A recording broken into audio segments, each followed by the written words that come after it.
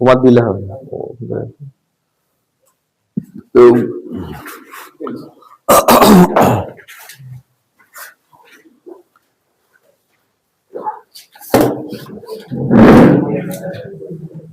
দেখো শোনো, হচ্ছে bank reconciliation statement. Bank reconciliation statement হচ্ছে ব্যাংকের হিসাব মিলকরণের বিবরণী।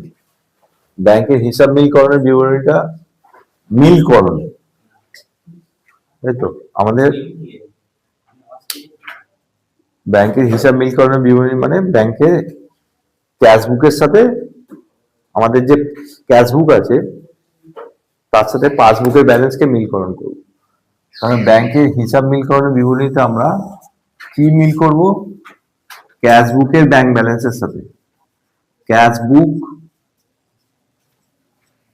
ব্যাংক ব্যালেন্স,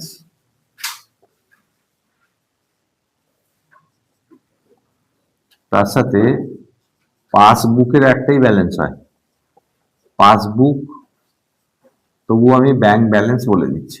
পাসবুকের একটাই ব্যালেন্স, ক্যাশ ব্যালেন্স হয় না। পাসবুক হচ্ছে আমাদের ব্যাংক কি করে, পাসবুকটাকে আপডেট করে দিয়ে দেয়, যে তারিখে বলবে সেই তারিখ। আর ক্যাশ বুক হচ্ছে আমাদের কাছে থাকে, ডাবল কলাম ক্যাশ বুক যেখানে থাকে, আমরা একটা ক্যাশ কলাম একটা ব্যাংক কলাম, সেই ক্যাশ কলাম আর ব্যাংক কলামের দুটো কলাম থাকে। ক্যাশ কলামটা নিয়ে আমাদের ব্যাপার না, আমাদের ব্যাংক কলামটাকে নিয়ে ব্যাপার। আমরা ক্যাশ বুকে দুটো কলামে, ক্যাশ কলামে কি বসানো আমার দেখা দরকার, ব্যাংক কলামে বসিয়েছে না বসায়নি দেখবো, তাই তো?